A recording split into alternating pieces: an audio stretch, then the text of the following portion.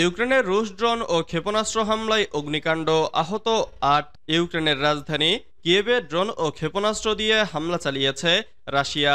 শনিবার ২৪ মে ভোরে চালানো হামলায় রাজধানীর বিভিন্ন জেলায় আগুন লাগে, ধ্বংসাবশেষ ছড়িয়ে পড়ে এবং অন্তত ৮ জন আহত হয় বলে জানিয়েছেন শহরের মেয়র। ব্রিটিশ বার্তা সংস্থা রয়টার্স এ খবর জানিয়েছে। মেয়র ভিলাটি ক্লিসকো বলেন, কিয়েভের আকাশ প্রতিরক্ষা ইউনিটগুলো সক্রিয় অবস্থায় ছিল, তবে গুরুতর আহত ২ জনকে হাসপাতালে ভর্তি করা হয়েছে। প্রত্যক্ষদর্শীরা জানিয়েছেন তারা কিয়েভের আকাশে একের পর এক ড্রোন উড়তে দেখেছেন এবং শহর জুড়ে বিস্ফোরণের শব্দ শুনেছেন।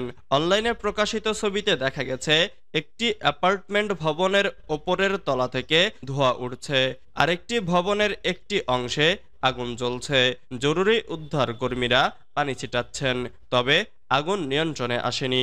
আগুনের কমলা লাল আভায় শহরের আকাশ আলোকিত হয়ে ওঠে এবং ধোঁয়ার মেঘ দিগন্ত জুড়ে ছড়িয়ে পড়ে। ক্লিসকো জানান, ড্রোনের একটি টুকরো দনিপ্র নদীর পশ্চিম তীরের সোলোমিনস্কি জেলায় একটি অ্যাপার্টমেন্ট ভবনের সর্বোচ্চ তলায় আঘাত হানে।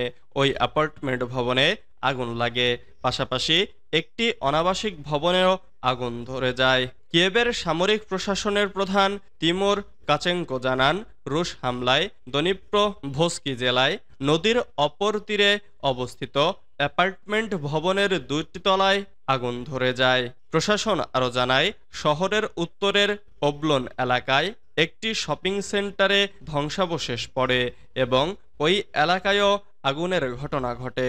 শহরের আরও কিছু দূরবর্তী এলাকাতেও ড্রোনের টুকরো পড়ার খবর পাওয়া গেছে।